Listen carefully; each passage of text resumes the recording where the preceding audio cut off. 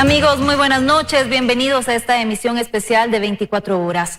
El presidente de la República anunció ayer la nueva propuesta de medidas económicas para solventar los efectos de la emergencia por el COVID-19. El gobierno insiste en la búsqueda de recursos. En un nuevo intento por alivianar las finanzas públicas y sortear la crisis ahondada por la emergencia del COVID-19, el gobierno propone nuevas medidas que deberán contar con apoyo legislativo y sin duda ciudadano. Es un proyecto de ley pequeño, están muy enfocados en en darle viabilidad a este aporte y a esta contribución. Tras la explicación del presidente de la República, el ministro de Finanzas, Richard Martínez, detalló algunos puntos de la propuesta que se centra en la contribución ciudadana. Aplaudimos todas aquellas iniciativas que se han construido desde el sector privado. Hay algunas que son de carácter humanitario, otras que son para importar insumos médicos. Todas estas iniciativas se van a nutrir el fondo y de la cuenta nacional de asistencia humanitaria. En el camino de lograr recursos, el gobierno busca la creación de una cuenta de asistencia humanitaria que tendrá como fuente a las empresas con más de $1 millón de ganancias, los ciudadanos con ingresos superiores a $500 y será administrada por la sociedad civil. Este manejo de recursos por parte de la sociedad civil ha recibido algunas observaciones, principalmente respecto de su aplicación. Eso va a ser complicado conseguir la gente adecuada para manejar ese fideicomiso. De la misma forma, la propuesta de esta llamada contribución ciudadana y el aporte de las empresas que superen $1 millón de ganancias se recibe con algunos reparos por tener carácter impositivo. Tenemos ejemplos, una empresa como TAMI que ya acumula pérdidas por $200 millones y sigue abierta, destruyendo riqueza de los ecuatorianos. No obstante, el gobierno también presentó alternativas para alivianar la crisis laboral y económica de los ciudadanos. Se plantea, por ejemplo, la cobertura del seguro de desempleo del IES a 120 días y que este cobro del seguro de desempleo sea en no más de 7 días. También se plantea que no habrá desalojos mientras dure la emergencia y después de 60 días. Y existe la propuesta de créditos con periodo de gracia. Todos estos instrumentos están diseñados para aliviar el peso de las obligaciones que tenían que hacerse durante estas semanas. Uno de los grandes desafíos de esta crisis es conservar los empleos, evitar que las empresas quiebren y de esa manera se destruyen empleos. El gobierno aspira a recaudar $800 millones a través de la llamada cuenta humanitaria. Sin embargo, se trata de medidas aplicables vía ley y para ello se requerirá apoyo legislativo, aún en espera. En Quito, Fausto Yepes, 24 horas. En otro tema, desde la perspectiva de género, el confinamiento sería un detonante para la violencia intrafamiliar. Las emergencias y denuncias presentadas durante este mes muestran evidentes cifras ocultas de un problema social invisibilizado por el aislamiento social.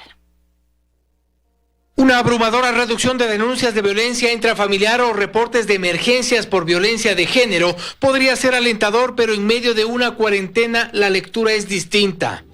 La violencia, el miedo y el silencio conviven ocultando una verdad. Estamos seguros que hay un subregistro que seguramente va a salir a la luz cuando pase toda esta pandemia, tanto de mujeres como de niños. Pero los casos de violencia están allí. El confinamiento en casa podría ser el agravante en hogares con violencia habitual y un detonante en familias supuestamente sin signos de maltrato. El hogar se convierte en un espacio en donde se legitima la violencia de género. Vamos a las cifras. En un comparativo de emergencias recibidas en la central del ECU 911 entre marzo y abril del 2019 fueron 10.554. Durante este mes de cuarentena se redujeron casi a la mitad, 6.583 en 2020. Nuestros evaluadores lastimosamente han recibido llamadas de mujeres que escondidas en un closet de manera desesperada piden auxilio porque su pareja les está buscando con un cuchillo o con un arma blanca. No obstante, hay emergencias y el promedio diario no deja de ser alarmante. El día de hoy, 244 mujeres llamarán al 911 porque están siendo víctimas de violencia. Esa realidad la tenemos que cambiar. Aún más complicado es lograr que esos casos de violencia se denuncien. Las víctimas no pueden salir y las amenazas se incrementan. La Fiscalía no ha dejado de tramitar denuncias, pero debe haber apoyo social. Exhortamos en estos momentos a la empatía y a la conciencia social. Familiares, amigos, vecinos. Y es que en el caso de las denuncias, los números a la baja generan incertidumbre de lo que pueda estar pasando en medio del silencio de las víctimas. De acuerdo al promedio de denuncias antes y después de la emergencia por delitos sexuales, se redujo en 83%. Y denuncias por violencia de género menos 89%.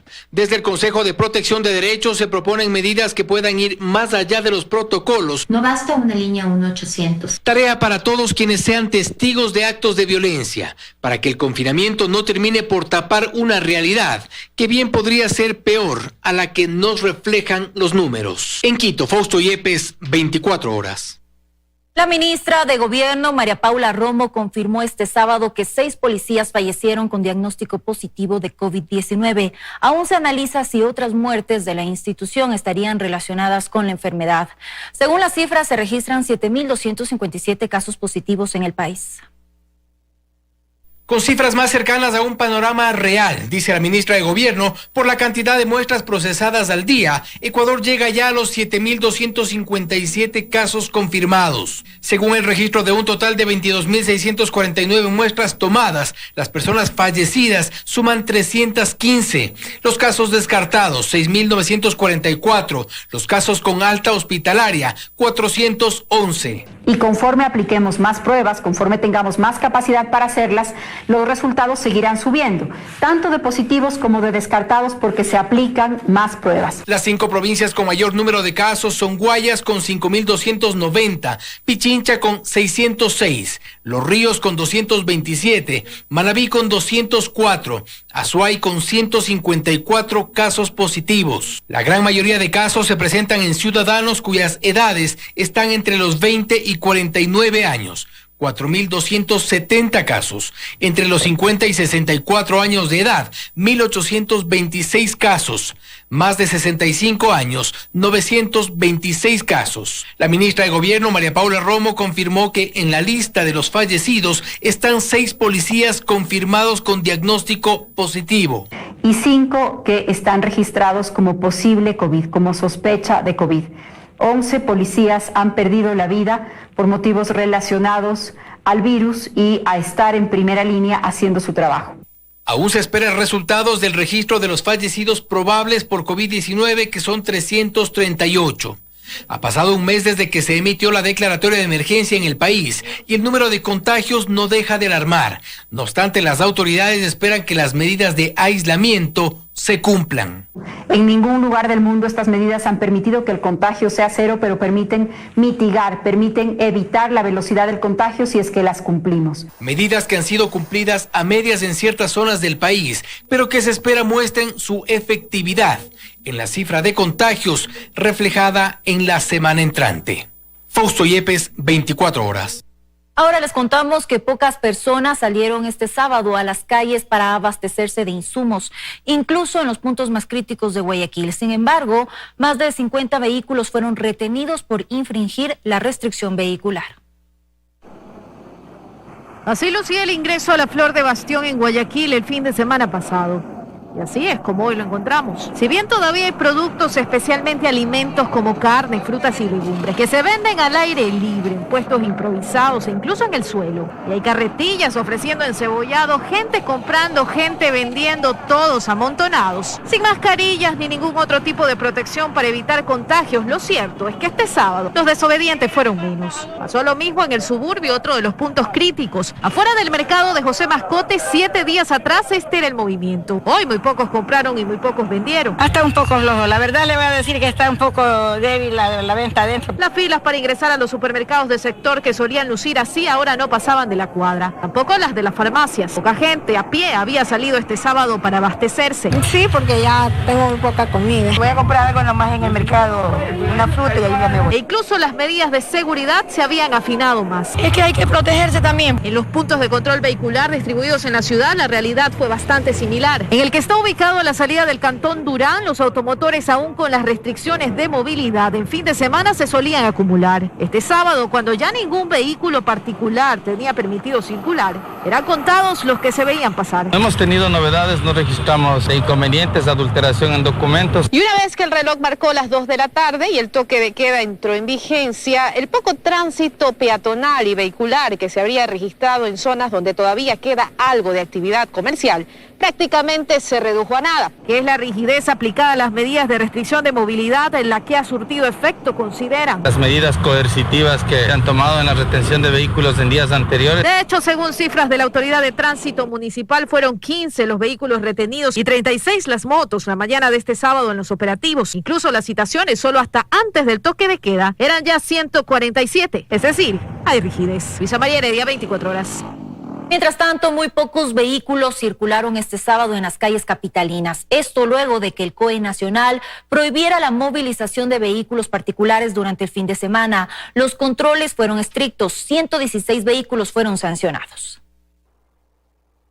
Las calles de Quito lucieron así. Muy pocos vehículos circulando. Las personas optaron por caminar o salir en bicicleta para abastecerse. Y es que este es el primer fin de semana en el que rige la prohibición de circulación de vehículos particulares en todo el país. Policías, militares, agentes de tránsito y bomberos se desplegaron en varios controles a lo largo y ancho de la ciudad para verificar que esta medida se cumpla. En el sector de Quitumbe, en el sur de Quito, un amplio dispositivo de seguridad verificaba que los conductores porten el salvoconducto que los habilita a movilizarse pese a la restricción.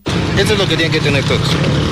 Tenemos tanto el salvoconducto, RUC de la empresa, la carta que emite la empresa para la circulación y el carnet de identificación de los señores. Pero no todos cumplieron, como en el caso de este hombre, que llevaba en su vehículo a su esposa y a su bebé. Usted no puede transportar en este momento para supuestamente alimentos un carro vacío con un niño adelante y con su familia. Sí, el salvoconducto es personal. Usted está haciendo mal uso del salvoconducto. En otros casos, en cambio, sostenían que la multa fue por no movilizarse en el vehículo empresarial. Nosotros ya fuimos a la empresa, realizamos el mantenimiento, ahora estamos regresando. A la ida nadie nos dijo nada, estaba súper bien. Y ahora que nosotros venimos acá, nos dice que no nos podemos movilizar con el carro personal, sino que tenía que ser de la empresa. Pero aquí está en el salvoconducto especificado el número de la placa del carro que se va a movilizar y que es de uso personal. Entonces no entiendo el por qué nos retiran el vehículo. Todos los automotores infractores fueron retirados por las winchas y llevados a los patios de retención vehicular. A la fecha tenemos más de 200 vehículos retenidos. Los vehículos solo podrán ser retirados cuando termine la emergencia y además de la multa deberán pagar $3 diarios por el uso del garaje y $1 las motocicletas. En Quito, Belén Merizalde, 24 horas. Ya estamos de regreso para contarles que este lunes 13 de abril empezará a funcionar el nuevo secuenciador que fue entregado al Instituto de Salud Pública e Investigación para realizar en Guayaquil 1.400 pruebas al día. Con esto se triplicará su capacidad. Vamos a ver.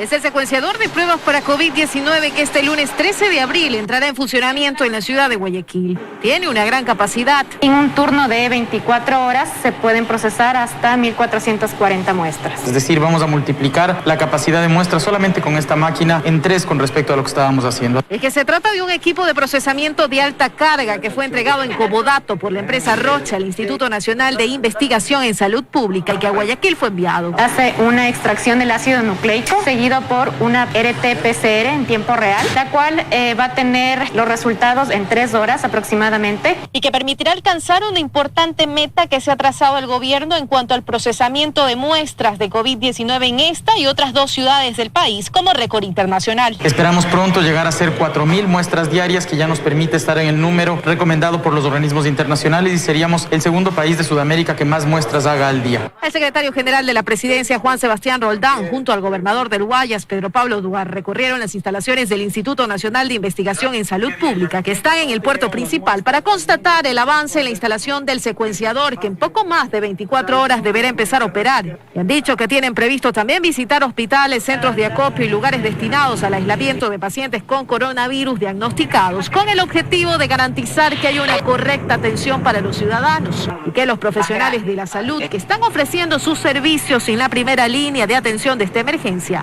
cuenten con el equipamiento y los insumos de protección que requieran. Luisa María Heredia, 24 horas. Y los supermercados atendieron este sábado con normalidad, pero los estacionamientos lucieron vacíos, pues ningún carro particular podía circular. Algunos clientes olvidaron esta restricción y tuvieron que llevar sus compras a pie. Hoy las filas en los supermercados fueron así, relativamente cortas, y es que la prohibición de que vehículos particulares circulen durante el fin de semana hizo que muchos se queden en casa o prefieran realizar sus compras cerca de sus hogares. Miguel comenta que desde hace 15 días no salía de su vivienda, respetando las disposiciones gubernamentales, pero hoy debía abastecerse. Tienen que respetar las disposiciones para poder salir de esta pandemia todos, ¿no? Todos colaboramos y podemos salir lo más rápido posible. Sin embargo, otras personas no tenían tan claro que hoy los vehículos comerciales como taxis tampoco podían circular. Ese fue el caso de don Alejandro, quien con varias fundas esperaba en una esquina de la avenida Mariscal Sucre que pasara un taxi para regresar a casa ubicada en el Beaterio. Ahorita me hace acuerdo porque yo me olvidé de que sábado y domingo no circulaba ningún vehículo. Otras personas más jóvenes, en cambio, llevaban sus compras en sus manos y otros más preparados lo hacían en coches para que el camino sea menos pesado. Mientras tanto, las medidas de distancia social y los protocolos de desinfección, así como el uso de guantes y mascarilla, poco a poco van formando parte de nuestra nueva normalidad. En Quito, Belén Merizalde, 24 horas. Seguimos con más. Con un solo de trompeta a 20 metros de altura, los bomberos de Quito llevaron un momento de alegría a los moradores de Quitumbe, en el sur de la capital. Los vecinos salieron a sus balcones, ventanas y terrazas para olvidar por un momento lo duro del confinamiento. Veamos.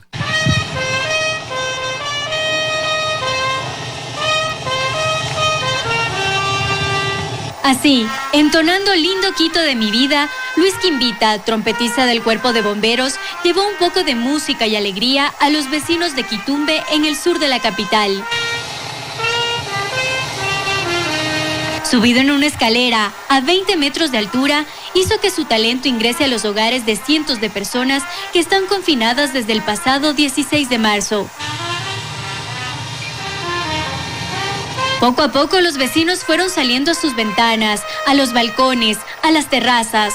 Unos cantaban, otros tomaban fotos o hacían videos para que nunca se nos olvide todo lo que hemos tenido que vivir. Mientras tanto, otros sonreían con la ilusión de que esta situación pronto pasará. Los más pequeños también disfrutaron del espectáculo. Admiran a los bomberos por su incansable lucha contra el fuego y hoy tenían a uno de ellos frente a su ventana, transmitiéndoles alegría. Luis comenta que esta idea nació hace poco, con el objetivo de llegar con un mensaje. Hacerles sentir que no están solos, que tienen a los bomberos que son sus amigos. Evidentemente emocionados por los aplausos y las muestras de cariño que recibieron los bomberos, sostienen que más trompetas llegarán a otros barrios de la capital para seguir llenándolos de esperanza. De aquí nos vamos a hacer 3 presentaciones más en el sur y también el día de mañana vamos a hacer otras 4 presentaciones más. En total son 8 presentaciones que vamos a hacer en estos 2 días.